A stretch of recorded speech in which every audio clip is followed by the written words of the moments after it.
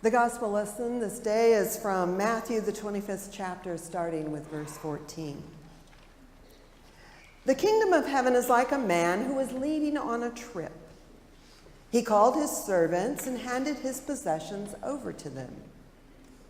To one he gave 5 valuable coins, and to another he gave 2, and to another he gave 1. He gave to each servant according to that servant's ability. Then he left on his journey. After the man left, the servant who had 5 valuable coins took them and went to work doing business with them. He gained 5 more. In the same way, the one who had 2 valuable coins gained 2 more. But the servant who had received the 1 valuable coin dug a hole in the ground and buried his master's money. Now, after a long time, the master of those servants returned and settled accounts with them. The one who had received 5 valuable coins came forward with 5 additional coins, and he said, "Master, you gave me 5 valuable coins. Look, I've gained 5 more." His master replied, "Excellent! You are a good and faithful servant. You've been faithful over a little. I'll put you in charge of much. Come, celebrate with me." The second servant also came forward and said, "Master, you gave me 2 valuable coins. Look, I've gained 2 more." His master replied, "Well done. You are a good and faithful servant. You've been faithful over a little. I'll put you in charge of much. Come, celebrate with me." Now the one who had received 1 valuable coin came and said, "Master, I knew that you are a hard man. You harvest grain where you haven't sown. You gather crops where you haven't spread seed. So I was afraid. And I hid your valuable coin in the ground. Here, you have what is yours." His master replied, "You evil and lazy servant. You knew that I harvest grain where I haven't sown and that I gather crops where I haven't spread seed. In that case, you should have turned my money over to the bankers so that when I return, you could give me what belonged to me with interest.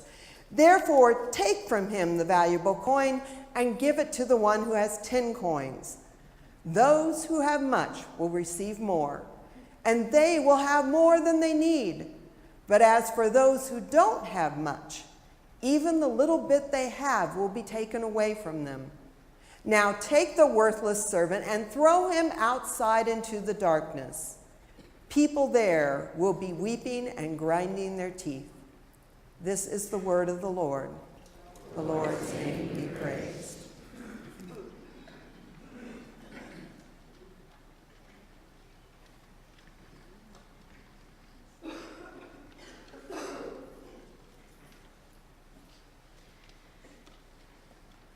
This year, during the season of Holy Lent, we have been exploring the connections between our discipleship with Jesus and our stewardship of the gifts that God gives us.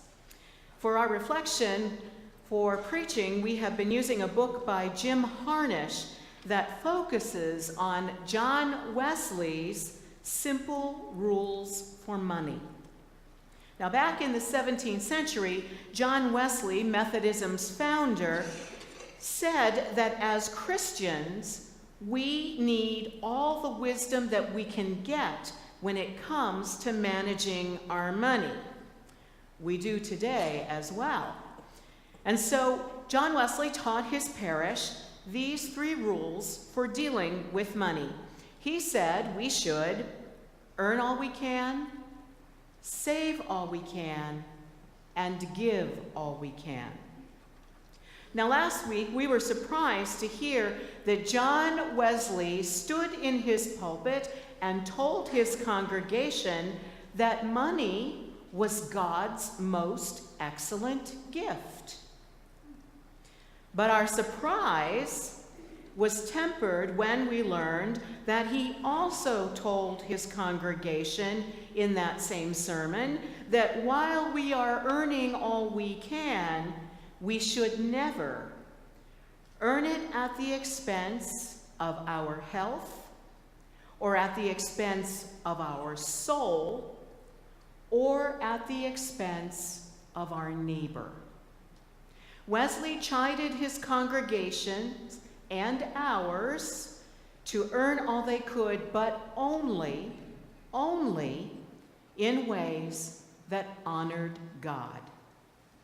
We are not to merely earn more money for its own sake, but rather to earn it for the higher purpose of fulfilling God's intention for our lives. Well, Jim Harnish tells a story about two brothers who once lived in New York City. They were the Collier brothers, Homer and Langley. And in 1909, the boys were teenagers when their family moved into a 3-story brownstone on Fifth Avenue in Harlem. And after the boys finished college, their parents moved out of the brownstone, and Homer and Langley moved back into the building. And they never left. That's where Homer and Langley died in 1947. They were discovered when an anonymous call to the police reported a strange smell coming from the house. When the police arrived, they were unable to get through the front door because of the huge piles of junk behind it. They had to climb into the house through the 2nd-story window. And that's when they found Homer. Homer was blind and deaf, and they found him slumped over in his chair. He'd been dead for several days. But his brother Langley was nowhere to be found. And so 3 weeks later, they finally discovered his corpse, crushed under hundreds of boxes, a victim of one of the booby traps that Langley had set to protect their possessions from the intruders that he imagined were trying to break in and steal his stuff. Collier's mansion was packed from wall to wall and floor to ceiling with bundles and boxes and piles that included everything from a wine press to a baby carriage. Eventually, New York City crews removed 130 tons of junk from the house, including decades of old newspapers, broken down furniture, the chassis of a Model T Ford, 14 pianos, choir, 14 pianos and 2 organs, and more than 25,000 books. The house was in such disrepair that it had to be torn down. Well, for decades that followed, the New York City firefighters used the term Collier's Mansion to refer to a house that was so full of trash and debris that it became a danger to the occupants, their neighbors, and emergency responders. There's a small park now where the house used to stand, a monument to Jesus' words on the foolishness of hoarding. Don't hoard treasure down here where it gets eaten by moths and corroded by rust, or worse, stolen by burglars. Stockpile treasure in heaven, where it's safe from moth and rust and burglars. It's obvious, isn't it? The place where your treasure is the place you will most want to be and end up being. I think Homer and Langley were an extreme case.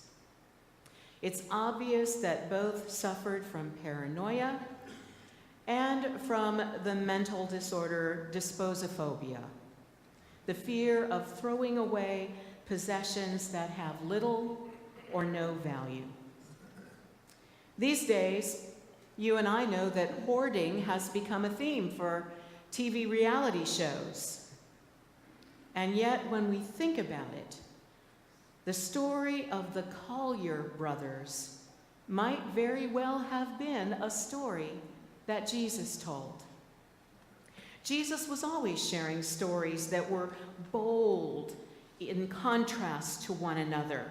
He often told stories that contained visual hyperbole and exaggeration, stories that illustrated the shocking and dramatic difference between life in the kingdom and life in the kingdoms of the world. The parables Jesus shared with people often created an internal tension that forced his followers to consider what he described as mutually exclusive alternatives. Remember when he said that we cannot serve God and wealth because of what it would do to us? On the flip side of the foolishness of hoarding, there is, of course, the wisdom of saving. And that was the second rule of money that John Wesley shared with his parish when he counseled, "Save all you can."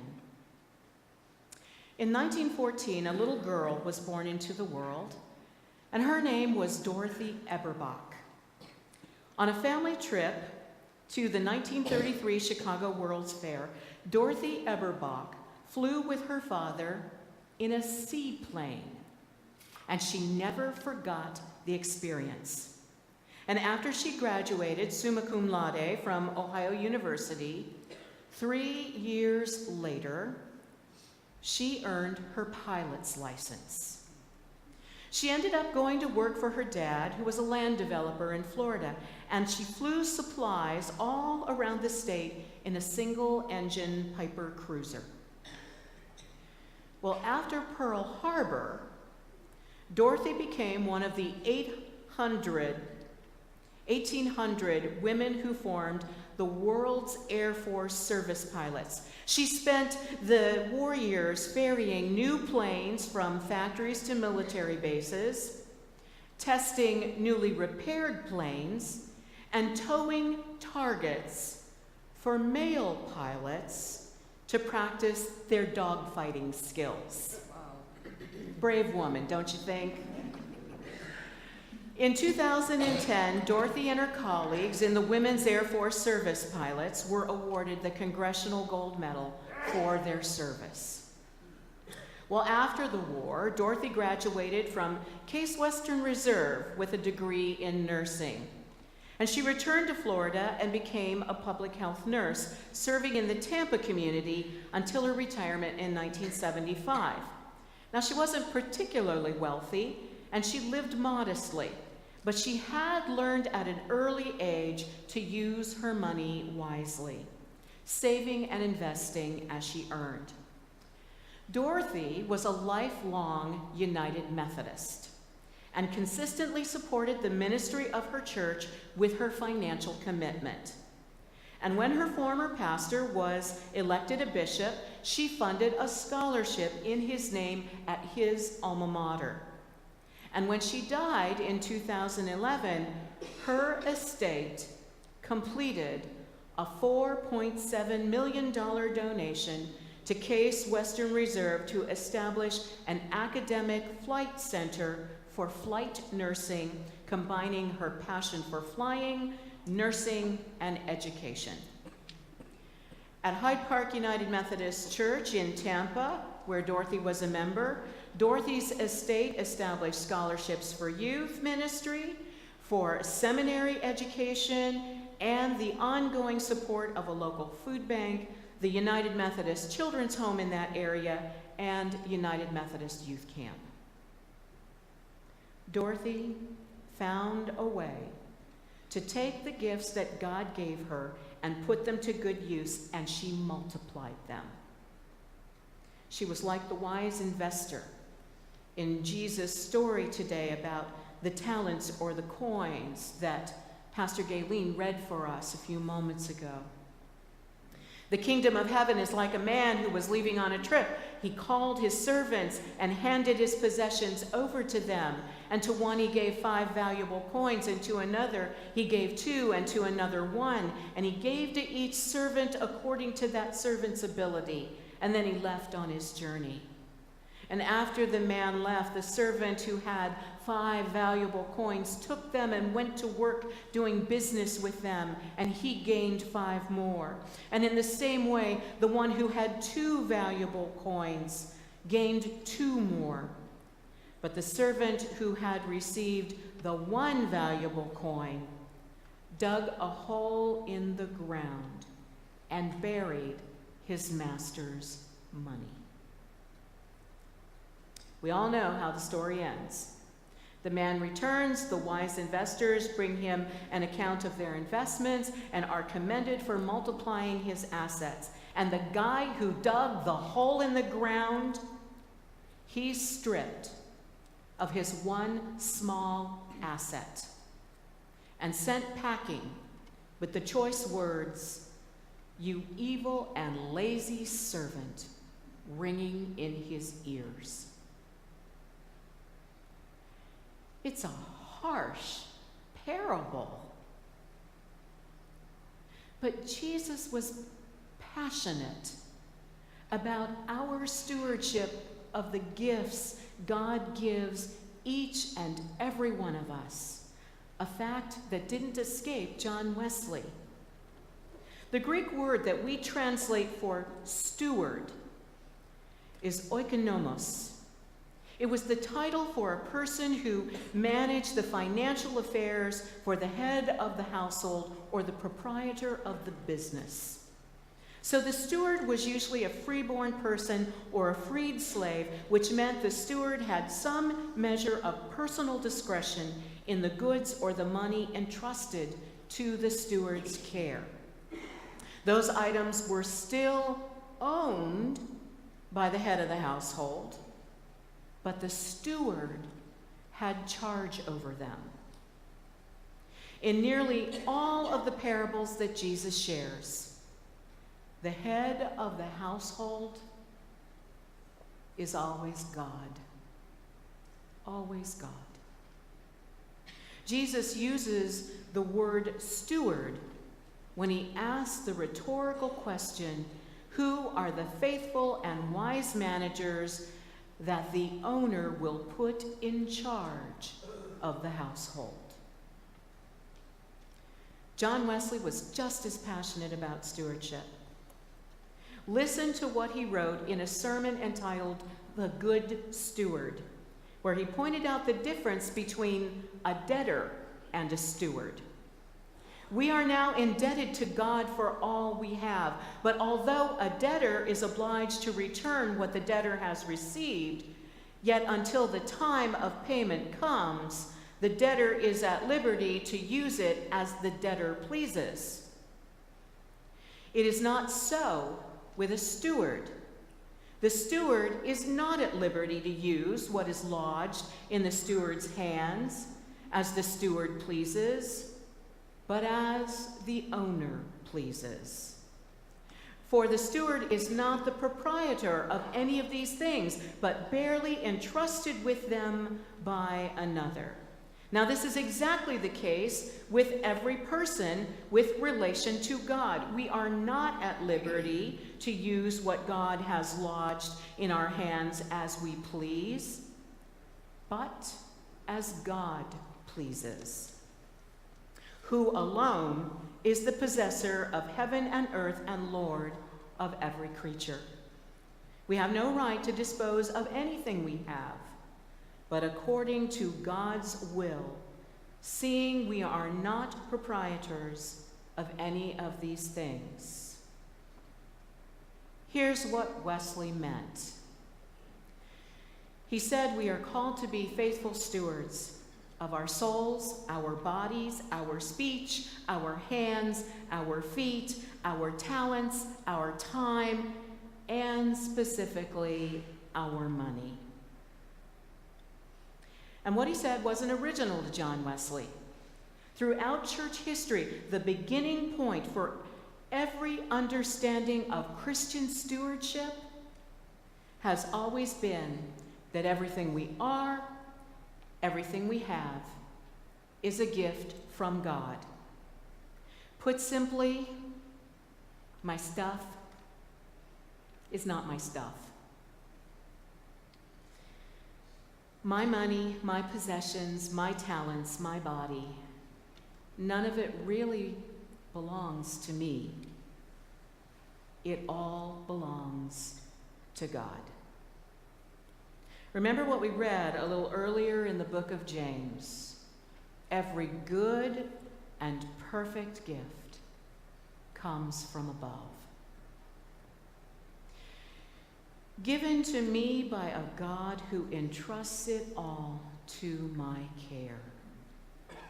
And so, my brothers and sisters, the transformative question for every one of us here this morning, professing Christian faith, is this: how do I live out my life as a steward of the one, capital O, the owner, who owns me, body and soul, and everything I possess? How do I live out my life? What am I doing with everything that I have been given? And I assure you that during this season of Lent, we are not just talking about money. Remember the guy in last week's scripture, the one who was going to build bigger barns for storage because he'd had this bumper crop of a harvest? I'll tear down my barns and I'll build bigger barns, and I'll store my grain and goods in those bigger barns, and I'll tell my soul to take it easy. Remember what God says to that person? To all of this my business? Fool, tonight you die. Jim Harnish writes this: at the center of a biblical perspective on money and possessions is a deep awareness that none of it really belongs to us. There is no such thing as self-made success. We are stewards of the things that have been placed in our hands by an extravagantly generous God, who trusts us to use the things that ultimately belong to God in ways that satisfy God's good intentions, not just our own. Save all you can. That's what John Wesley counseled. Because we really can't take it with us, but the things we save can be used in ways that carry on the faith and the values by which we have lived. I read a story this week of someone who has 3 children who will be heirs to everything that that person has earned and saved all of their life. But that person sat down with the children recently and told them that there was a 4th heir who was going to receive a percentage of the estate as well. And the 4th heir includes the church, as well as some mission and community agencies that the person has supported all throughout their life.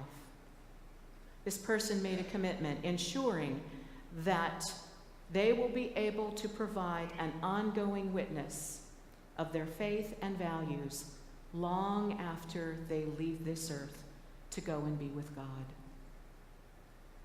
Again, Jim Harnish.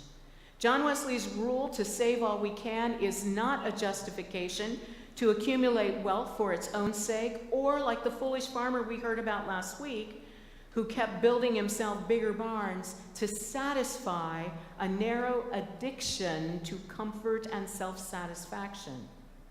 Christian disciples save all they can as a spiritual practice, enabling them to grow toward a greater end, namely discovering how our resources can be used to bring about God's good kingdom on earth as it is in heaven.